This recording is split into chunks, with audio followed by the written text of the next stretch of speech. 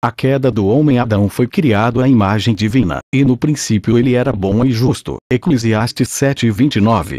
Então Deus o colocou no Éden para arar a terra, e lhe ordenou que não comesse da árvore do conhecimento do bem e do mal. O Senhor Deus colocou o homem no jardim do Éden para cuidar dele e cultivá-lo. E o Senhor Deus ordenou ao homem: coma livremente de qualquer árvore do jardim, mas não coma da árvore do conhecimento do bem e do mal, porque no dia em que dela comer, certamente você morrerá. Gênesis 2:15-17. Mas Satanás veio na forma de uma serpente, enganou a mulher e a fez comer da árvore, e ela, consequentemente, deu a Adão do fruto da árvore para comer. Dessa maneira, ambos pecaram contra Deus. Gênesis 3:1-13. 1 Timóteo 2:14. Então Deus pronunciou uma maldição contra eles que incluiu dor, trabalho duro e morte. Gênesis 13:16-19, e expeliu os dois do Éden. Gênesis 13:23. Assim o homem caiu do seu estado original. O pecado produziu efeitos devastadores na humanidade. A representatividade federal de Adão refere-se ao seu papel como representante de toda a humanidade no Éden. A Escritura ensina que, quando ele pecou, agiu no lugar de todos os seus descendentes na mente divina. 28 Portanto, quando Adão caiu em pecado, toda a humanidade caiu com ele. O pecado entrou no mundo por um homem, e pelo pecado a morte, assim também a morte veio a todos os homens. Uma só transgressão resultou na condenação de todos os homens. Romanos 5:12-18. Adão representou a raça humana no Éden como um cabeça federal e não como um cabeça orgânico. Toda a humanidade está condenada por seu pecado, não por causa de relação física com ele, mas porque ele a representava na mente divina. Isto é, Deus soberanamente determinou que Adão representasse toda a humanidade no Éden. 29 Portanto, toda pessoa concebida após Adão está condenada pela culpa herdada mesmo antes do indivíduo ter uma oportunidade de cometer quaisquer pecados pessoais. Quando ele pecou, toda a humanidade pecou. Quando ele ficou sob condenação, toda a humanidade ficou sob condenação. Romanos 5:18. O termo pecado original refere-se à culpa herdada, antes do que ao pecado cometido por Adão. Concordo com Wayne Grudem que o termo é enganoso. As alternativas incluiriam culpa original e pecado herdado, mas culpa original por ser compreendida incorretamente como se referindo ao pecado de Adão, e pecado herdado pode ser compreendido incorretamente como se referindo à transmissão de culpa baseada na nossa relação física com ele. Mas como Adão foi o nosso representante na mente de Deus, assim a sua culpa nos foi imputada na mente divina. Assim, culpa imputada é um termo mais acurado, e estabelece um bom paralelo à justiça imputada que o eleito recebe pela fé na obra de Cristo. Além de Romanos 5:12-19, os seguintes versículos bíblicos também apontam para a culpa imputada que recebemos de Adão. Sei que sou pecador desde que nasci, sim, desde que me concebeu minha mãe. Salmo 51:5. Os ímpios erram o caminho desde o ventre. Desviam-se os mentirosos desde que nascem. Salmo 58:3. Pois da mesma forma como em Adão todos morrem, em Cristo todos serão vivificados. 1 Coríntios 15:22. Não somente herdamos de Adão a culpa do pecado, mas uma natureza pecaminosa. Isso significa que não somos culpados aos olhos de Deus apenas por causa do seu pecado, mas que também possuímos uma disposição para pecar e nos rebelar contra as leis divinas. Grudem usa o termo corrupção herdada para designar essa disposição pecaminosa que recebemos de Adão. Muitas pessoas são a favor do ensino da filosofia secular de que os seres humanos nascem com uma disposição para o bem. Contudo, a Bíblia ensina outra coisa. Provérbios 22:15 diz: a insensatez está ligada ao coração da criança. Paulo declara que todos seguíamos nossa natureza pecaminosa antes de Deus nos regenerar, e que somos por natureza objetos de ira. Efésios 2:3. Muitas pessoas resistem ao ensino bíblico sobre a culpa imputada e a corrupção herdada. Mesmo alguns cristãos professos negariam que eles tenham pecado alguma vez. Eles podem admitir ter feito várias coisas por causa de sua fraqueza humana, e que cometeram enganos, mas eles insistem que seria um exagero rotular o que eles fazem como pecados. O problema é que a definição de pecado deles está longe daquela dada na Escritura. A Bíblia define pecado como a transgressão da lei moral de Deus. Todo aquele que pratica o pecado transgride a lei. De fato, o pecado é a transgressão da lei. 1 João 3, 4. Uma pessoa peca quando não consegue fazer o que Deus ordena que ela faça, ou quando faz o que ele a proíbe fazer.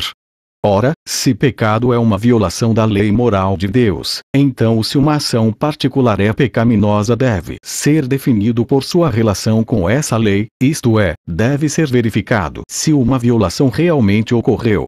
E visto que a lei moral de Deus trata de todas as áreas de pensamento e conduta, quer por mandamento explícito ou por inferência necessária, nossos pensamentos e ações nunca são moralmente neutros. 1 Coríntios 10:31. Jesus deixa claro que cada mandamento moral de Deus não somente governa as ações de uma pessoa, mas seus pensamentos também.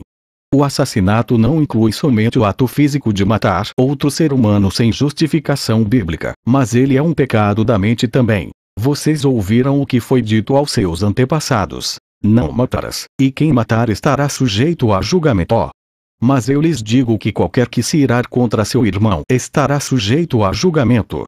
Também, qualquer que disser a seu irmão, raca, será levado ao tribunal. E qualquer que disser, louco, corre o risco de ir para o fogo do inferno. Mateus 5:21, 22.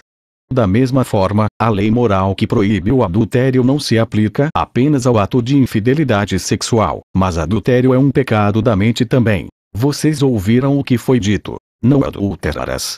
Mas eu lhes digo, qualquer que olhar para uma mulher para desejá-la, já cometeu adultério com ela no seu coração. Mateus 5:27, 28. Jesus explica que o pecado procede da mente, pois do interior do coração dos homens vêm os maus pensamentos, as imoralidades sexuais, os roubos, os homicídios, os adultérios, as cobiças, as maldades, o engano, a devassidão, a inveja, a calúnia, a arrogância e a insensatez. Marcos 7:21, 22. O que parecem ser pecados físicos são, em realidade, primeiramente concebidos na mente. Portanto, embora nem todos os pecados da mente resultem em expressão física, todos os pecados físicos implicam pecados anteriores da mente. Algumas pessoas cometem menos pecados físicos do que outras, mas todos nós frequentemente desagradamos a Deus em nossos pensamentos. Além disso, Jesus diz em Mateus 12:36. Mas eu lhes digo que, no dia do juízo, os homens haverão de dar conta de toda a palavra descuidada que tiverem falado. Quantos de nós nunca pronunciamos uma palavra descuidada que seja?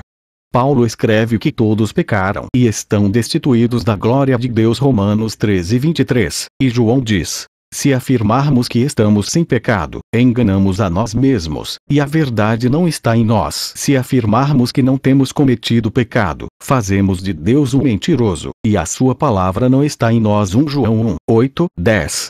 O Salmo 133, 4 indica que, a menos que Deus perdoe a alguns de nós, ninguém pode ser justificado em sua presença. Se tu, soberano Senhor, registrasses os pecados, quem escaparia? Mas contigo está o perdão para que sejas temido. Por conseguinte, ninguém pode dizer que é inocente diante dele. Não somente toda pessoa é culpada desde o nascimento por causa da imputação do pecado de Adão, mas toda pessoa herdou dele uma disposição pecaminosa, que a faz desafiar a Deus em pensamento e ação durante toda a sua vida. O resultado é que todo homem caminha para a eterna condenação, a menos que haja algum tipo de intervenção. O pecado operou um dano considerável na pessoa humana. Algumas pessoas vão ao ponto de argumentar que, embora Deus tenha criado Adão à imagem divina, a queda arruinou e distorceu de tal forma essa imagem que o que Adão passou à sua posteridade não foi mais a imagem de Deus, mas a imagem de homem. Proponentes dessa opinião frequentemente elaboram o seu argumento partindo de Gênesis 5, 1, 3, que diz: este é o registro da descendência de Adão. Quando Deus criou o homem, à semelhança de Deus o fez. Homem e mulher os criou. Quando foram criados, ele os abençoou e os chamou homem. Aos 130 anos, Adão gerou um filho à sua semelhança, conforme a sua imagem, e deu-lhe um nome de Sete. Contudo, a passagem não indica que ela foi de tal forma alterada ou arruinada que não seja mais a imagem divina. Ela diz que Deus fez Adão à imagem de Deus, e Adão, por sua vez, teve uma descendência à sua própria imagem. Se é igual B igual C, então é igual C. A passagem não declara se a imagem havia mudado ou como havia mudado. Seu propósito é retratar a continuação da imagem de Deus na humanidade, ao invés de sua abolição. Se a imagem permaneceu a mesma em Adão, então certamente sua descendência também nasceria à imagem divina. Outras passagens bíblicas indicam que a imagem de Deus no homem realmente permaneceu intacta. Algumas gerações após o tempo de Adão, Deus disse a Noé que o assassinato seria punido por morte, pois porque a imagem de Deus foi o homem criado. Gênesis 9, 6. O apóstolo Tiago raciocina da mesma forma, que é errado amaldiçoar outros seres humanos, pois eles foram feitos à semelhança de Deus. Tiago 3, 9. Apelar à imagem de Deus no homem seria ilegítimo se esse não mais existisse como imagem daquele, mas esses dois exemplos de apelo à imagem divina são obviamente autorizados e legítimos, visto que o primeiro vem de Deus e o segundo de um apóstolo. Também, se o homem é definido por essa imagem, então ele não mais seria homem se ela estivesse tão desfigurada ou distorcida de sua forma original que nem pudesse ser mais chamada de imagem de Deus. Contudo, isso não significa que a imagem de Deus no homem ficou completamente intacta pelo pecado. Após a queda do homem, e já em Gênesis 6, 5, o Senhor viu que a perversidade do homem tinha aumentado na terra e que toda a inclinação dos pensamentos do seu coração era sempre somente para o mal. Esse versículo fornece uma descrição apropriada da natureza pecaminosa do homem, que é a inclinação dos pensamentos para o mal. Paulo diz que satisfazer as paixões da nossa natureza humana é seguir seus desejos e pensamentos. Efésios 2, 3. Da mesma forma, Jesus diz: pois do coração saem os maus pensamentos, os homicídios, os adultérios, as imoralidades sexuais, os roubos, os falsos testemunhos e as calúnias. Mateus 15 e 19. Assim, a Bíblia define a natureza pecaminosa no homem como a disposição maligna da mente, ou a disposição para pensar e agir contrariamente aos preceitos da Escritura. Todos os descendentes de Adão, exceto Cristo, herdaram tal disposição. Quem vive segundo a natureza pecaminosa tem a mente voltada para o que essa natureza deseja. Mas quem vive de acordo com o Espírito, tem a mente voltada para o que o Espírito deseja. A mentalidade da natureza pecaminosa é morte, mas a mentalidade do Espírito é vida e paz. A mentalidade da natureza pecaminosa é inimiga de Deus porque não se submete à lei de Deus, nem pôde fazê-lo. Romanos 8, 5, 7. O Deus desta era cegou a mente dos descrentes, para que não vejam a luz do Evangelho da glória de Cristo, que é a imagem de Deus. 2 Coríntios 4, 4. Antes vocês estavam separados de Deus e eram inimigos em suas mentes, conforme demonstrado pelo mau procedimento de vocês. Colossenses 1 e 21. Entre outras coisas, e de acordo com o exposto acima, a Bíblia retrata o pecado como um lapso na racionalidade.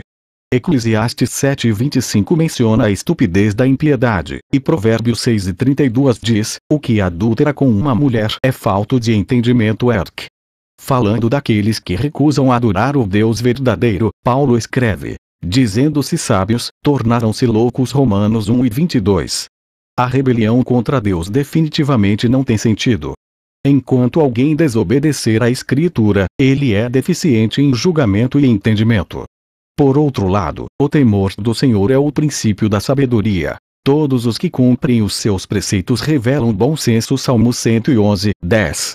A inferência desses versículos é que, embora o equipamento intelectual do incrédulo permaneça em existência, a disposição pecaminosa de sua mente lhe faz arrazoar a partir de premissas falsas.